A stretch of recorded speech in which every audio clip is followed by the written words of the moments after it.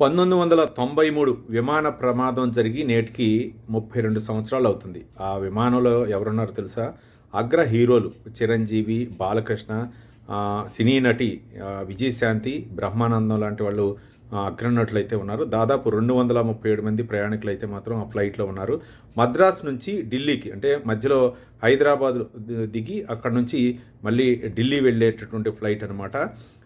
ఈ నేపథ్యంలోనే మన వాళ్ళందరూ కూడా మద్రాస్ నుంచి వస్తున్నారు, హైదరాబాద్లో దిగారని. ఈ నేపథ్యంలో ఒక్కసారిగా అంటే హైదరాబాద్ చేరుకునే సమయంలోనే అక్కడ ఒక్కసారిగా పొగమంచు కారణంగా, దట్టమైన మంచు కారణంగా పైలట్ అయితే మాత్రం దించే పరిస్థితి లేకపోవడంతో మళ్ళీ వెనుదిరిగి మద్రాసుకు వెళ్ళేటటువంటి క్రమంలో నెల్లూరు జిల్లాలో అయితే మాత్రం ఎత్తు సమస్య కూడా ఏర్పడి ఒక్కసారిగా టెక్నికల్ సమస్య కూడా తలెత్తడంతో పైలట్ అయితే మాత్రం నెల్లూరు జిల్లాలో పంట పొలాల్లో దించడం జరిగింది.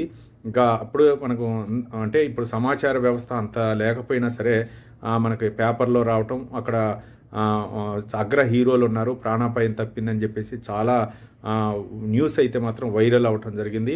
మొత్తానికి ఆ రోజు అయితే మాత్రం చాలా భయకంపితులయ్యారు ఆ హీరోలు అవ్వచ్చు, లేకపోతే ఆ ఫ్లైట్లో ఉన్నటువంటి 237 మంది ప్రయాణికులు అయితే మాత్రం.